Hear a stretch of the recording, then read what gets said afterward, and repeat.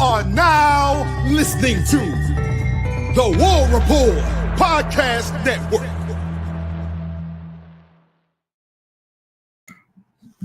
What's up, everybody? Welcome back to College Loop Podcast. I'm Dylan Larck on Twitter, here to talk about that game from yesterday where the Auburn Tigers lost in double overtime to the Missouri Tigers.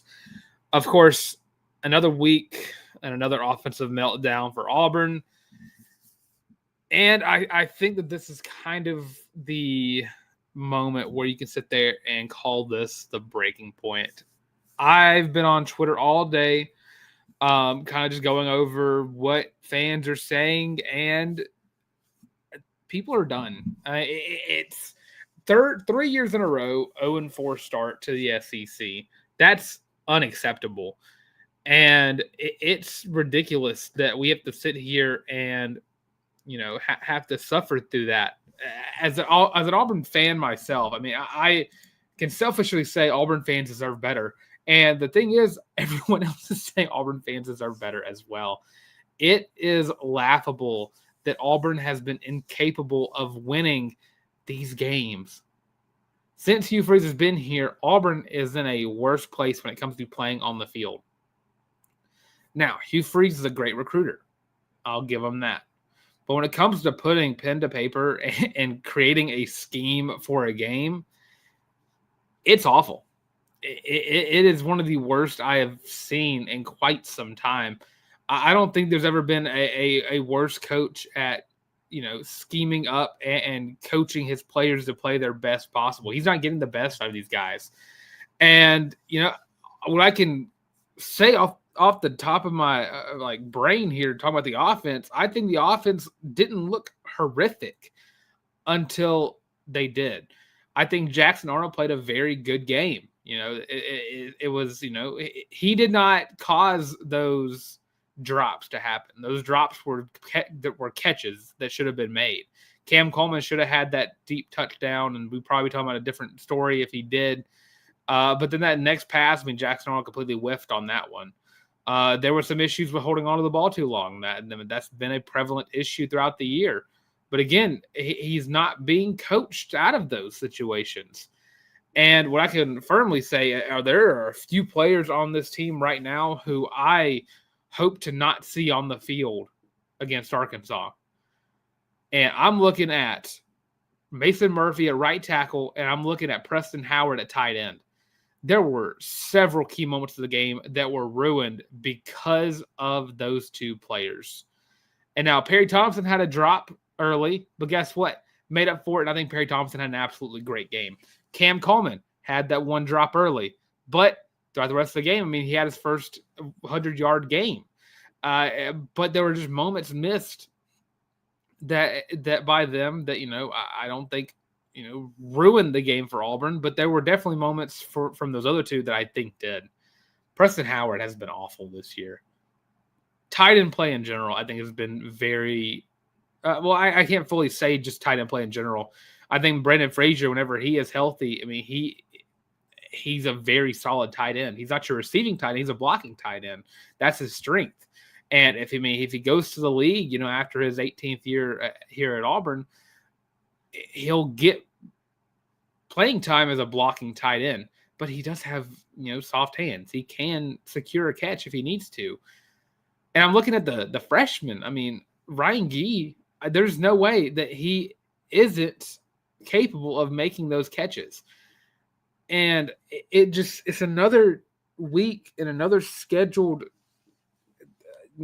conversation to have about the incapability of this offense to make plays happen when they need to happen the most. This offense is not able to win games. And that's kind of the talking point with the Hugh Freeze conversation. And I can't lie to you. I've already mentioned it before. I've said it. If Auburn loses to Missouri, I'm fully on the Coach Freeze is not the one to lead Auburn back to the promised land. I have been shown that via the last 3 years. Year one was all about give me time and I can build something. The year two was like, we're almost there. Just got a little bit more time. Year three was all about we should be in the playoff conversation. We should be competing for the SEC. We should be winning games. And we're not. And we're losing. And we're doing it in a way that it makes it so much worse than just a loss on paper. I mean, there are losses where you can sit there and be like, okay, well, darn, they got the best of us. But there are games where it's like, I should not be talking about another game in a row where Auburn has straight up lost the game.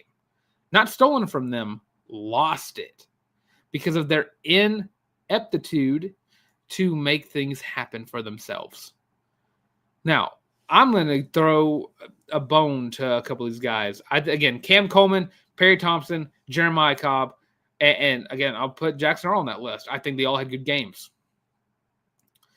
And, Eric Singleton, I think, was just missing out of the game plan for some reason.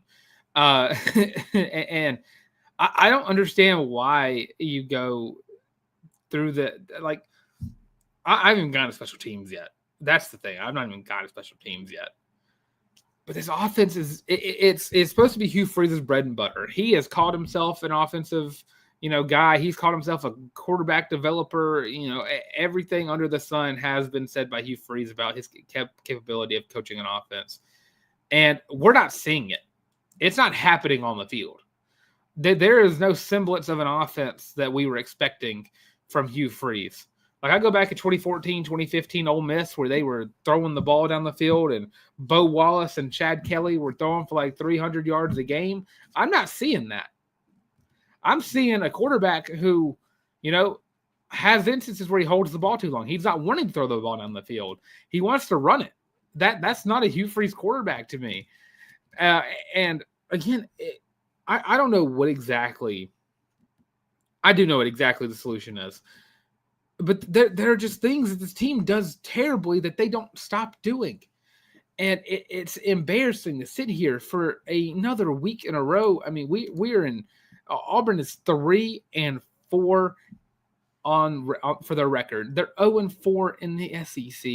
We're going to go play Arkansas next week. And I'm going to go and tell you, I do not feel confident that this Auburn offense can score on a terrible Arkansas defense. Bobby Petrino is going to get a win over Auburn. If Auburn, and we're, it's currently 6:07 right now. And, if you're going to fire your coach, you're going to do it the day afterwards. That way you have a whole week to game plan. Hugh Freeze isn't getting fired this week.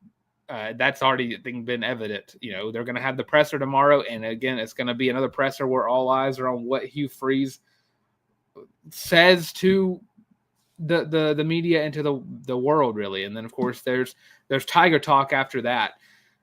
And it's like, what do you say? You can't say we're close again.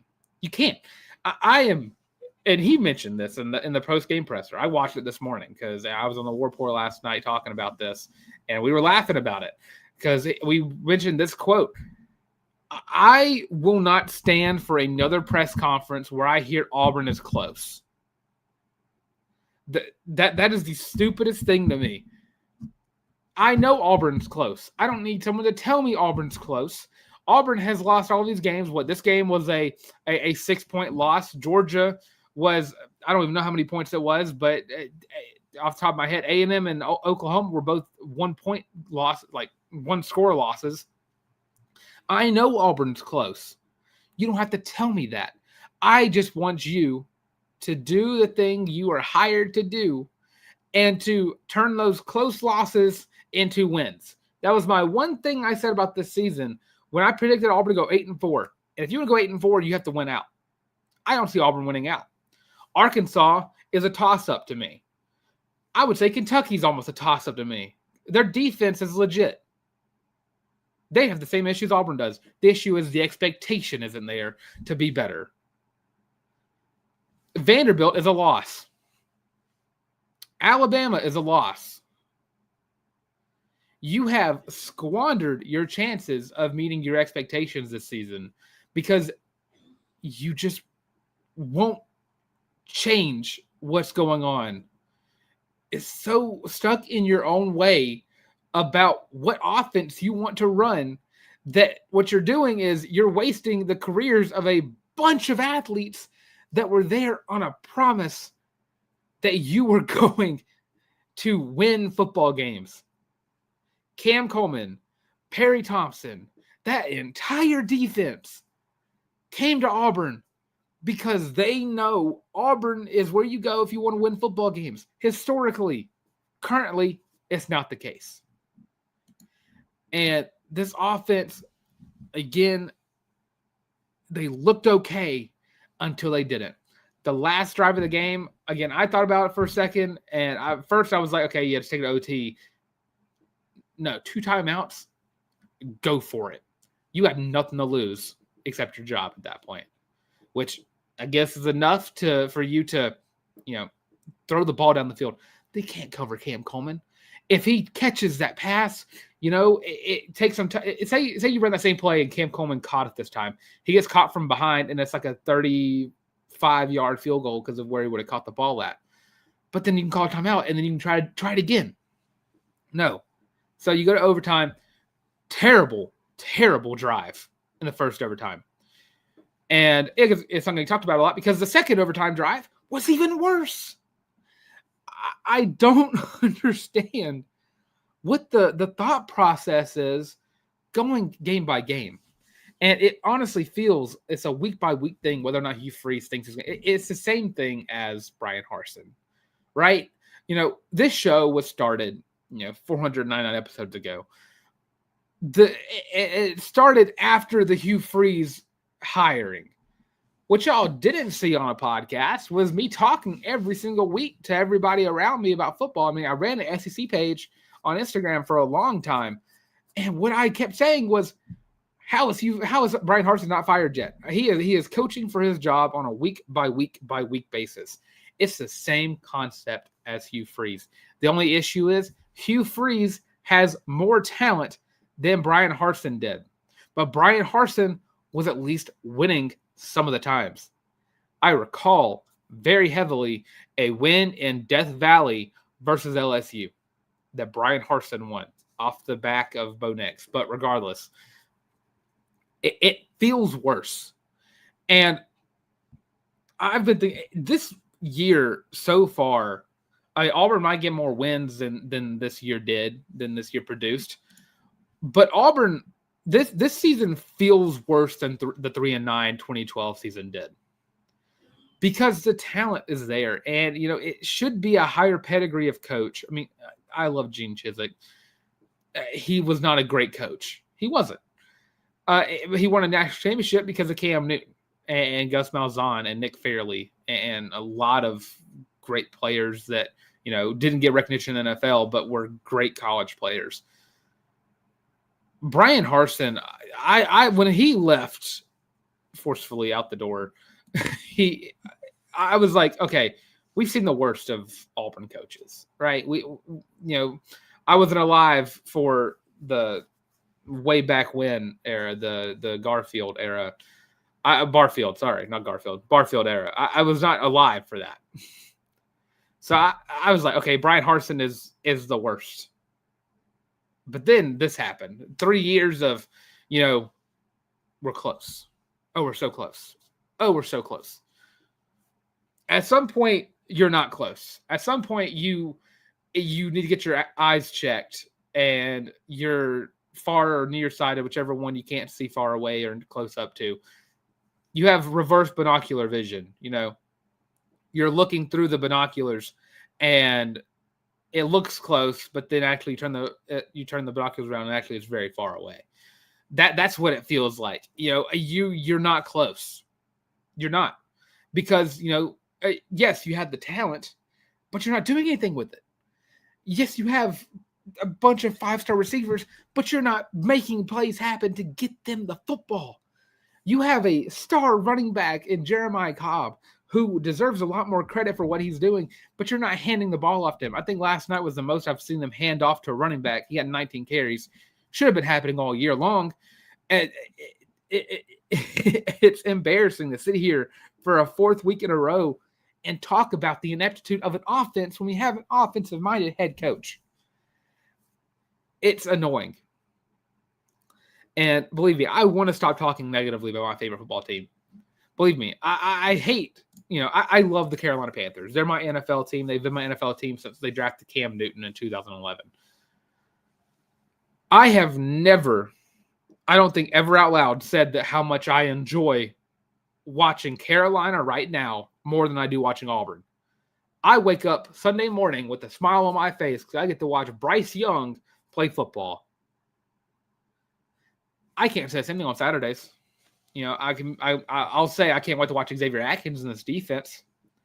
But, I love the fact that the defense is holding people to under 24 points. I love the defense is doing, the Lord's work and shutting down opposing offenses. But then it's like, okay, cool. Maybe today the offense will score more than 17. No. Auburn has not scored more than 17 points in a singular SEC conference game. And guess who's noticing it more than anyone? The recruits who keep getting invited to watch these games. Braylon Womack, a 5-star safety commit, he said something's got to change because nothing's changing. That's a recruit saying that. That is awful.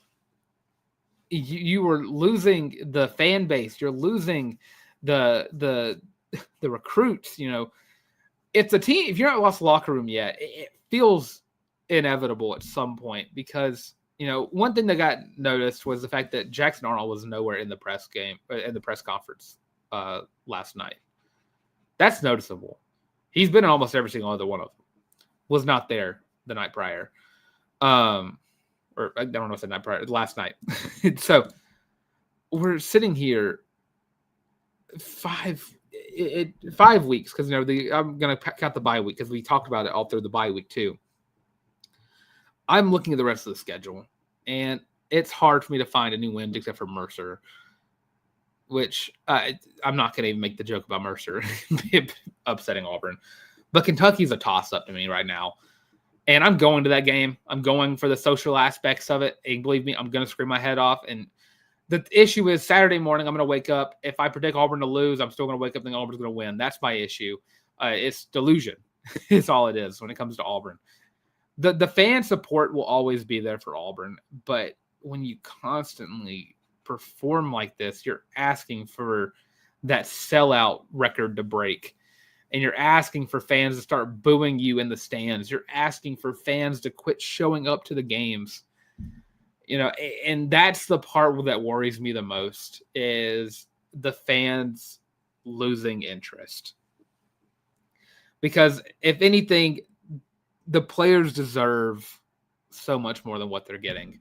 The fans deserve so much more than what they're getting. And it's hard to really point fingers at players all the time, which it just felt like that was happening during the post-game presser. But there's some players who have to step up. I'm going to kind of shift from the offense here. I got to talk about the special teams. I'm never one. I love Alex McPherson. I'm not going to bash him. I will bash the coaching in this part, though. He missed one, and it's like, okay, I'll give you that. I'll give you the miss. Then he missed the second one. Well, how as a coach are you not sitting there thinking, well, he missed 2. He's usually automatic. He's usually making these in practice. But he missed 2.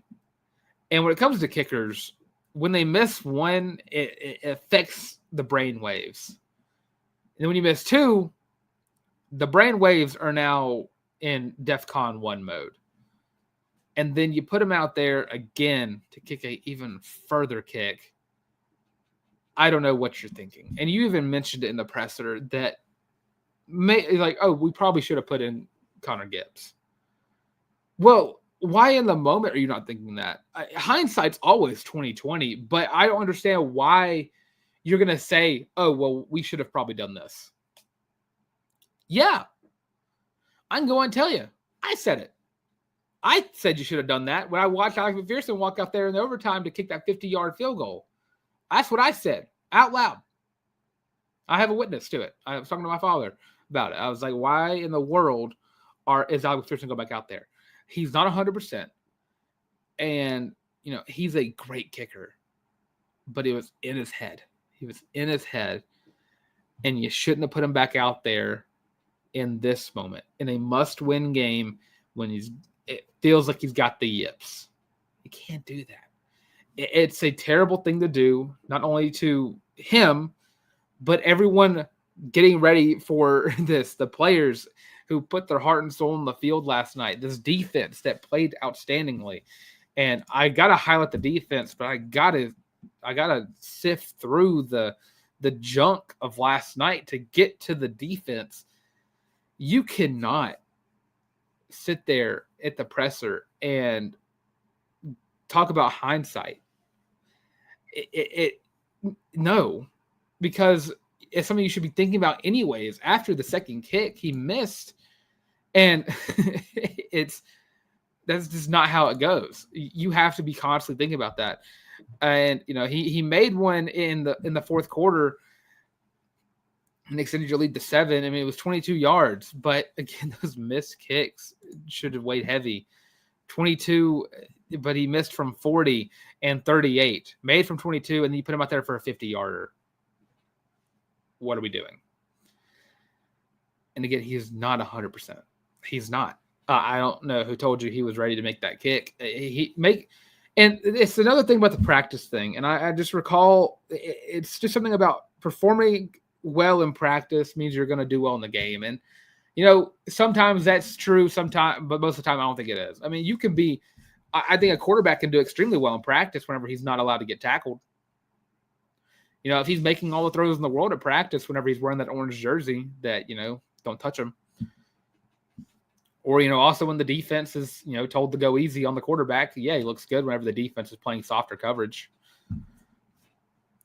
It's the people are tired of it. I'm tired of it. I'm tired of having to talk about it every week. That it's the same issues. And, Hugh Freeze was hired on, the concepts of being a guy who can turn around offenses and being a guy who can, rebuild and reload and recruit well. And he can recruit well. But that's about it on that front. It's something that feels like it's like lost his way. Or if the NIL era has like passed him by and it's like it's like a skill issue that he's not able to coach against these teams that are able to recruit on the same level in the transfer portal. But it doesn't feel like that. It's a scheme issue. It's a mentality issue with, you are not putting these players in the best position to succeed. You're not giving a good route to, like, why in the world, like that, the first play of the second overtime, if I'm not mistaken, I believe the first down play was a handoff to Eric Singleton. And yes, Eric Singleton usually does very well in those instances, but why it hasn't worked all game? And that's what you run with the first one. It doesn't make any sense to me. And I got to pull it up just because I can remember. Yeah, it's a jet touch pass to Eric Singleton. Went nowhere.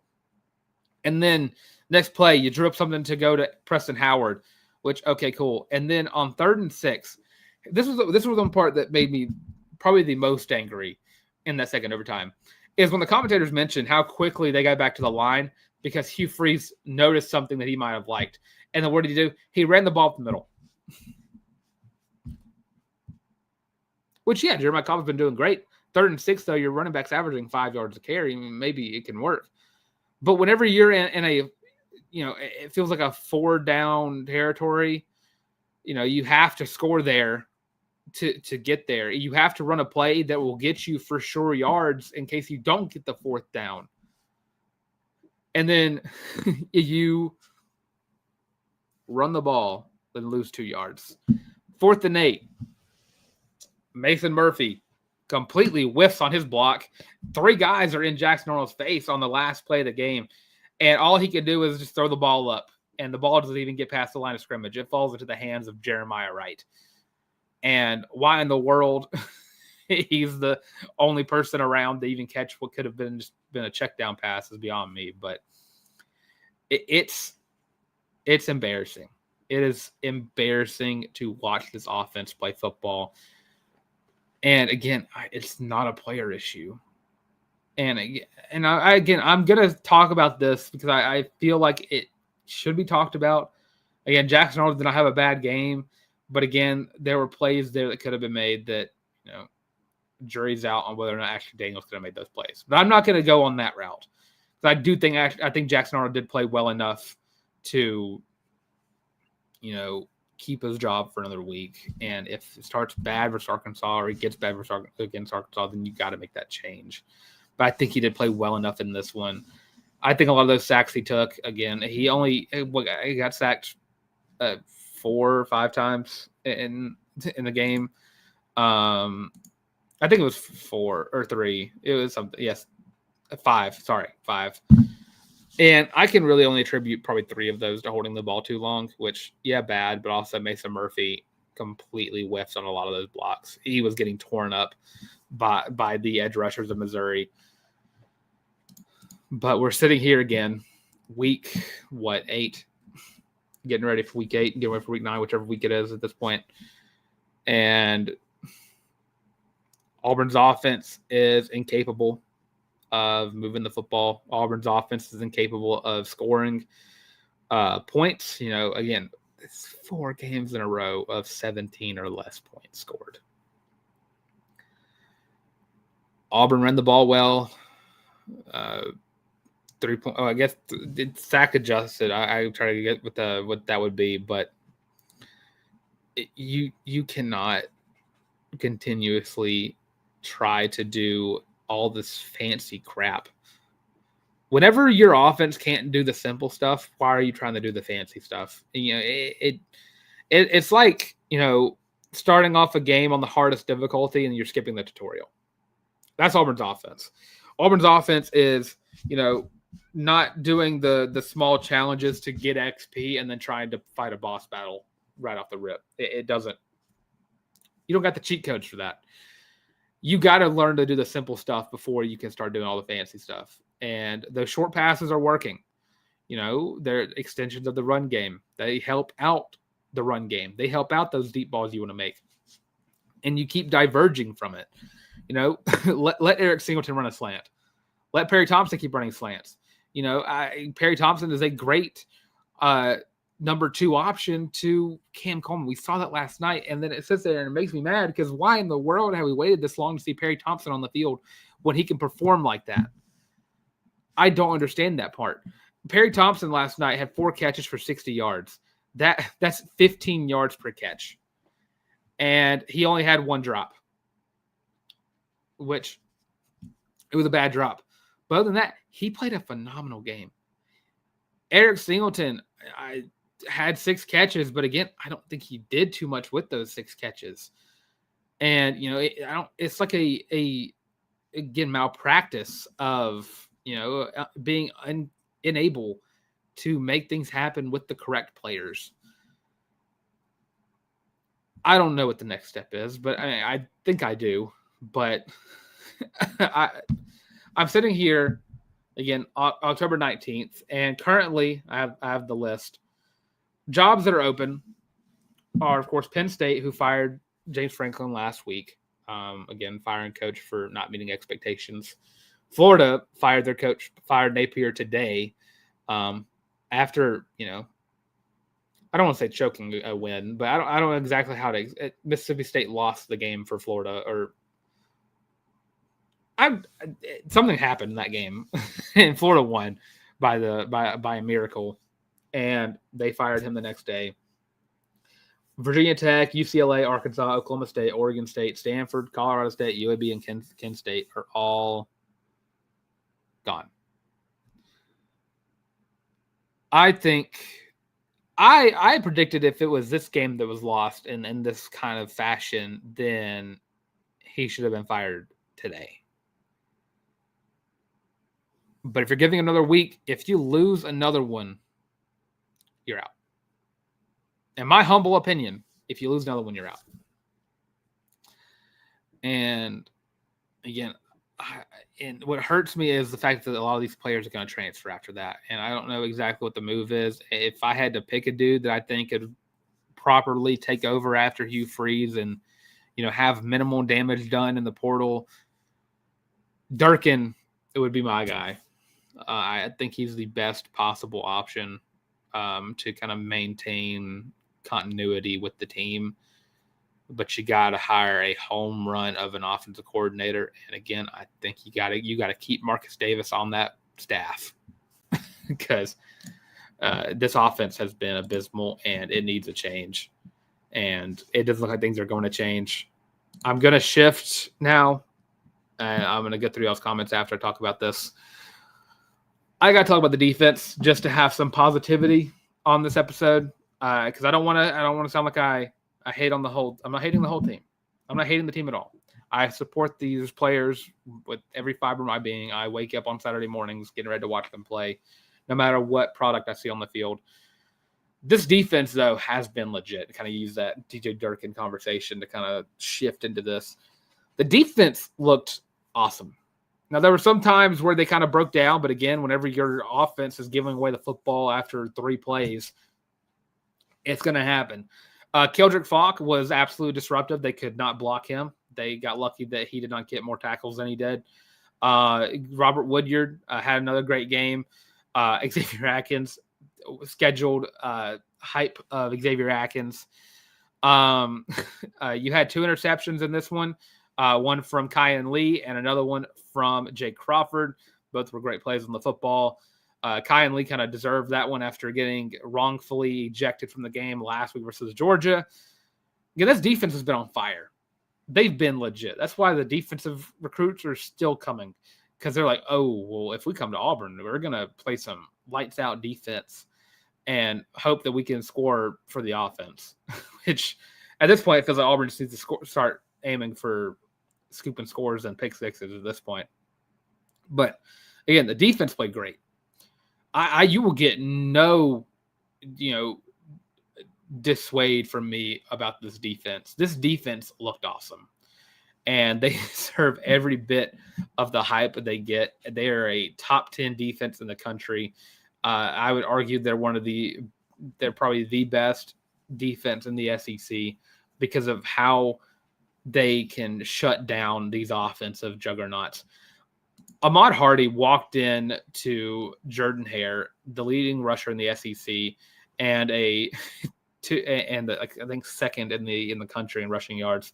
He was held to 58 yards on the ground. He had 2 touchdowns, but those touchdowns were from 2 yards and 3 yards. And Auburn locked him up. That front 7 came to play. They watched film, which I can't say the offense did. The defense watched film on Ahmad Hardy, and they busted through the offensive line, and they got there, and they were making life absolutely suck for Missouri's offense. Held them to 17 points in regulation. But, again, when you're playing extra quarters, that's when it hurts. And they gave up that touchdown in OT, and I'm not going to hold them for it.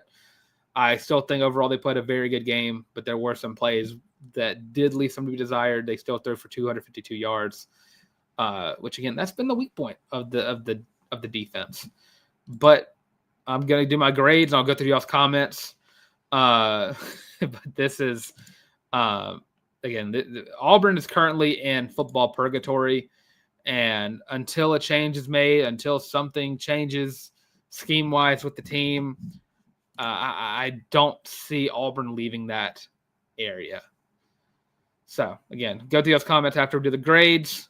Offense, get a D. You saw an F. You played well.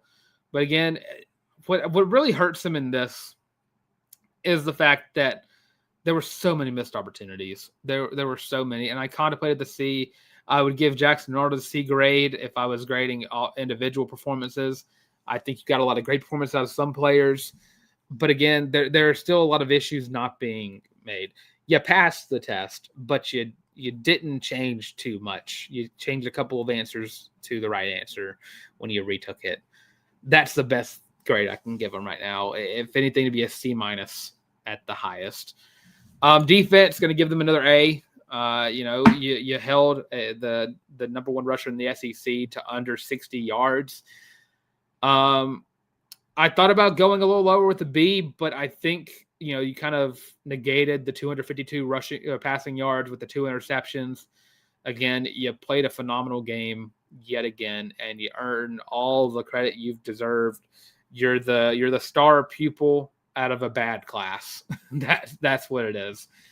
Special teams grade, giving you an F. Sorry, 3 field goals. I'm not going to hold it on Ella McPherson too much. But again, you cannot put him in those positions to fail. And that's what it felt like more than anything. And that's why head coaching grade also gets an F. You start another game hot, and then you slowed down. And again, I don't understand why that is and why it keeps happening. Why it's Gus Malzahn did it a couple of times where he just let up on the gas pedal, and that's what hurt Auburn more than anything during that time period. Is the incapability to kind of double tap your opponent. That's what it is. And it's October, so I'll do a Halloween reference. It's you knock down Michael Myers, and you just walk away, and then he gets back up. And you're sitting there screaming at the TV to do it again. Auburn is incapable of double tapping the team they're playing against, and it is embarrassing to sit there and watch. Offensive player of the week, I'm going to give to Jeremiah Cobb. I thought about Cam Coleman, but I'm going to hold him back a little bit just because of that drop touchdown pass or drop deep ball. But again, I think Cam Coleman played a great game. Jackson Arnold was also in the running for this, and Perry Thompson was in third place. Arnold was in fourth just because it's a pick. But Jeremiah Cobb, another great game. 6 yards per carry, 5.8 to be exact. Had a 41-yard rushing attempt on the game, 111 yards. Didn't score a touchdown, but that's besides the point. That it feels like too much to ask for the offense to score touchdowns at this point. DPOW is, again, Xavier Atkins. Another great game from him, tied for first on the team in tackles. 2 sacks, which led the team. 2 TFLs and a quarterback hurry. In the running for this was pretty much everyone that played defense last night. Kyan Lee got the pick. Jake Crawford got a pick. I think the corners played well in coverage, except for when they played too soft. That's what really hurt them. The slant routes still not finding a way to cover the slants. Keldrick Falk, stat-wise, not the greatest game, but, he was very efficient in terms of getting to the quarterback and getting in that backfield. He made a lot of great plays back there, which if they give him a TFL, okay, they did. I was remembering one. I was going to make sure they gave it to him. But go through those comments, get any last thoughts out, how Auburn can move on from this and somehow, some way get better. Teresa, War Eagle, and Meep Meep. Of course, as always, War Eagle and Meep Meep. Did UTSA win again? Once Auburn playing, I can't focus on that whatsoever. I'll actually look it up. UTSA football, which Jeff Traylor could be a guy to look out for. Oh no, wait, hold on. Where am I at? Oh, they lost North Texas. Okay, well that makes sense. That makes a lot of sense. Gee has to be better than Preston Howard. I completely agree. There's no way in the world that Preston Howard is the best receiving tight end on the roster. Or if he's I think Tate Johnson, a former offensive lineman turned tight end, can probably catch better than Preston Howard can. I don't think that Preston Howard is capable of playing SEC ball or playing ball in general. I think Sal Cannella had better hands than Preston Howard does. And again, he at least made those big time catches when they mattered most. But it's been embarrassing. He's been one of the worst tight ends I've seen play at Auburn and maybe ever. I can't think of a tight end that was worse at just catching the ball. He one catch, he had a drop, and that drop was awful. But he just has so many. I think he has a 1 drop a game, and it's horrendous. Brandon Frazier, juice him up or something. Give him some of that Cam juice or something. Mike's secret stuff. Something to get Brandon Frazier back on the field or start putting them freshies out there. Got to do one or the other. Fire Freeze, which name's getting more and more on the money. He's not changing personnel.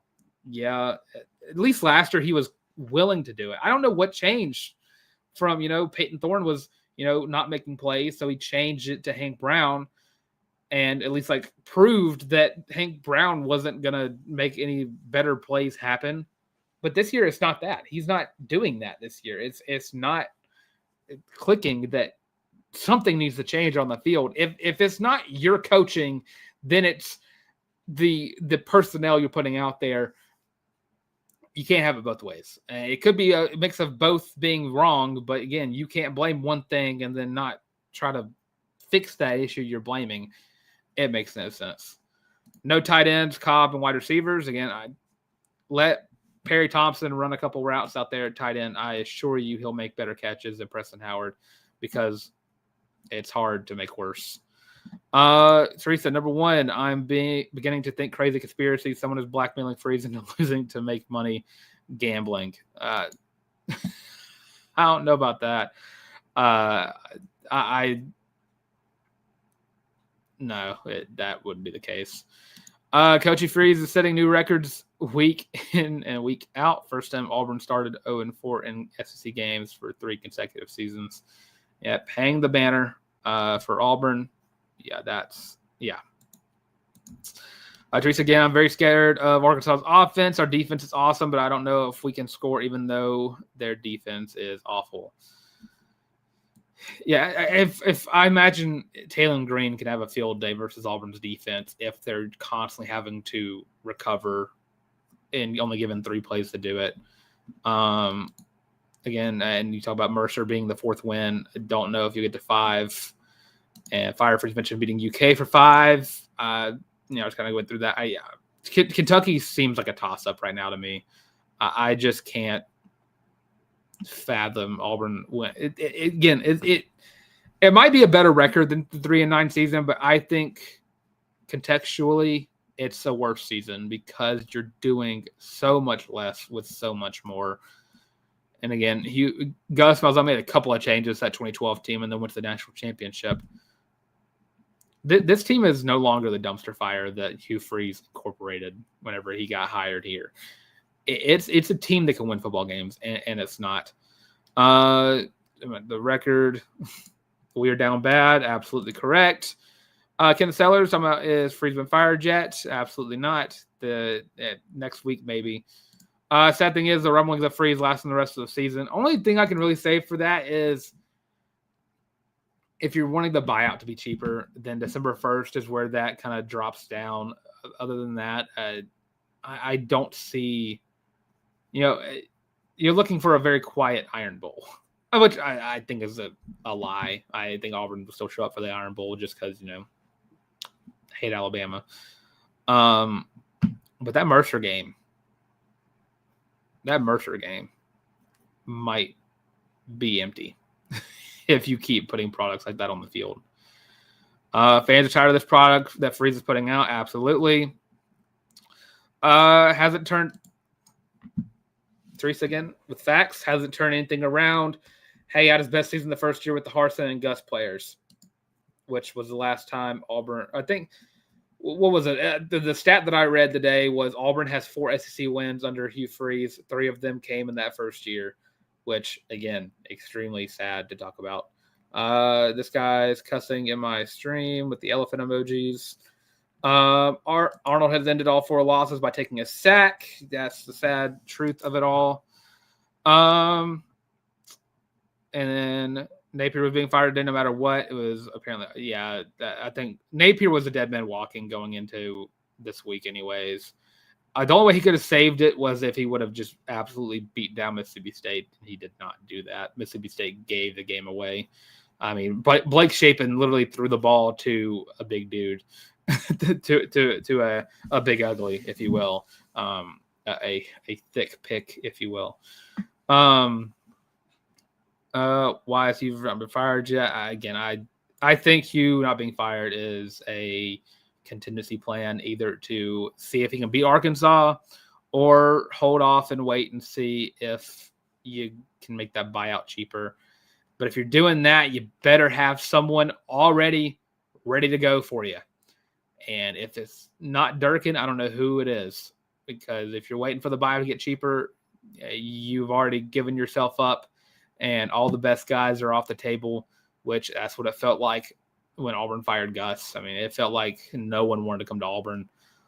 And again, looking at it right now, what I can confidently say is if Auburn made the move right now, I think Auburn jumps up in that list right up there with Penn State. I'd either put them right above or right below Penn State. I think Florida's a better job in terms of just overall facilities and, boosters and money and all of that. But Auburn's right up there. I mean, those primetime coach options being made, I mean, a very good coach should be willing to pick like Auburn over Arkansas, which is absolutely the truth.